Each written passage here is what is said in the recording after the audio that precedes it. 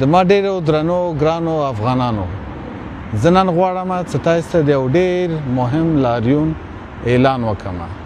لاریون مخکې له مخکې د دې میاشتې په 24 تاریخ د سویس په جنیوا په ښار کې اعلان شوی ده د موږ د پی ټي ایم جرمني لخوا.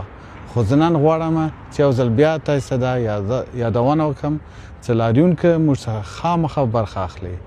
دې دپاره چې دا موږ لومړی لاریون ده چې تمرکز اصلا په بر وطن موږ تاسو په افغانستان باندې ده او کوم بریدونه چې پاکستان کړي دي، کوم تیری چې پاکستان کړی ده او د افغانستان په تاریخ کې اول وار مستقیما له موږ سره ښکیل ده، دا لاریون ډېر زیات اړین ده. موږ یوازې لاریون نه کوو، موږ د ملګرو ملتونو په خپله اسامبله کې د بشري حقونو په اسامبله کې هلته یو کنفرانس هم کوو او د کنفرانس په ترڅ کې به ویناوې هم کیږي چې په هغې کې به نه یوازې چې اوسني شرایط او دا کوم بریدونه چې تحلیل کیږي، ورسره به د موږ کوم وړاندیزونه چې دي ملګرو ملتونو ته او د ټولو ملکونو سفیرانو ته او ډیپلوماتانو ته مخکې کیږي. ډېر زیاته مننه، ویرم نشي. موږ سبا له خیره سره جنیوا ته ځو او هلته لاریون هم کوو او کنفرانس هم کوو. نور ټول جزئیات او تفصیلات تاسو کولی شئ د پی ټي ایم جرمني له صفحې چې ترلاسه کړئ. مننه. درنو هیوادوالو، تیر شوی اختر او نوی کال مو بختور شه. د مشر منظور احمد پښتین په خصوصي هدایت سره سبا اروپا جنیوا کې یو ستر سوله ییز لاریون لرو. په دغه لاریون کې به غږ پورته کېږي د هغه چا لپاره چې د څو میاشتو راهیسې د پنجاب فاشیست نظام لخوا اسیران دي، لادرکه دي. 4 میاشتو څخه زیات شو چې نور الله ترین او همدارنګې حنیف پښتین هېڅ درک نه لګېږي، د پنجاب د ادارو لخوا ورک شوي دي. همدارنګې زموږ نور قیدیان چې علي وزیر، عبدالصمد لاله او نور څومره قیدیان چې دغه ټولو لپاره همدارنګې اخیرني بریدونه چې د افغانستان په خاوره باندې شوي دي، ګڼ شمېر عام ولسونه پکې شهیدان دي. د دغه ټولو غږ پورته کولو لپاره له موږ سره سبا په جنیوا کې یوځای شئ. هغه ملګري چې له نږدې نشي راتللی، لطفا د میډیا د لارې نه دغه سوله ییز لاریون سپورټ کړئ. ډېره زیاته مننه.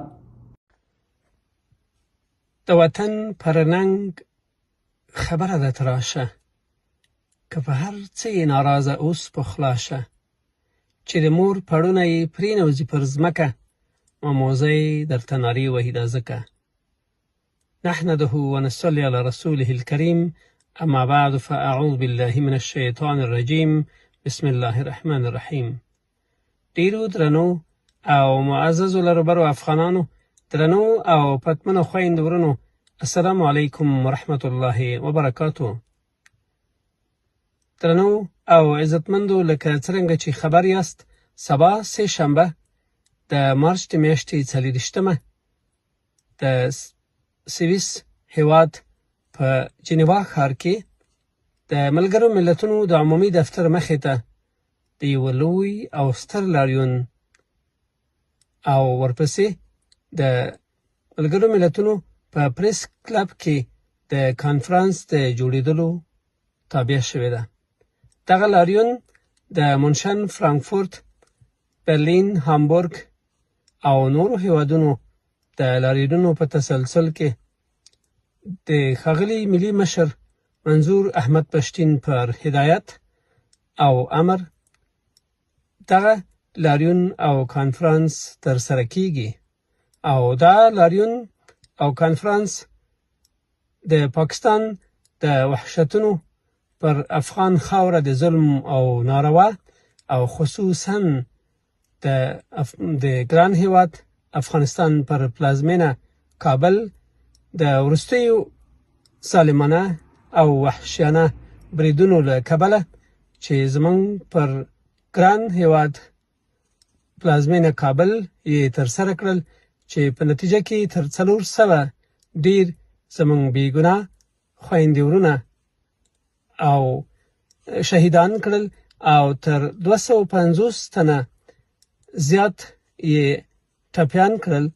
په دغه لاریون او کانفرانس د دغه وحشتونو په غبرګون کې تر څو وکولی شو د پاکستان دغه وحشي ظالمه او ستمګره څیره له نقاب را بهر کړو او د دوی له وحشتونو او ظلمونو څخه پرده پورته کړو او نړۍ ته دا وښیو چې پاکستان یعنی ترهګر وحشي ظالم او ستمګر ریاست ده چې په هیڅ وخت کې پر افغانانو باندې رحم نه ده کړی.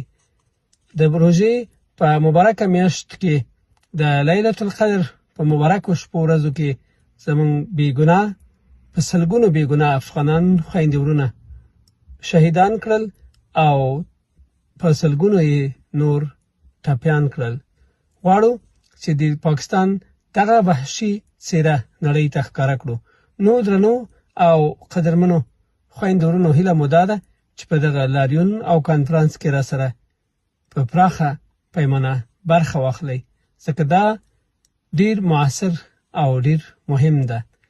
هیله مې دا ده چې د سویس، فرانسې، جرمني، هالند، ایټالیا، سویډن، ډنمارک او هغه نور ورونه او عزیزان چې کولی شي د نړۍ له ګوټ ګوټ نه په دغه لاریون کې برخه واخلي دا به لا بهتره وي. ستاسې ګډون زموږ ځواک ده. په مهربانه ستر رب مو سپارم. تر بیا، السلام علیکم ورحمة الله وبرکاته.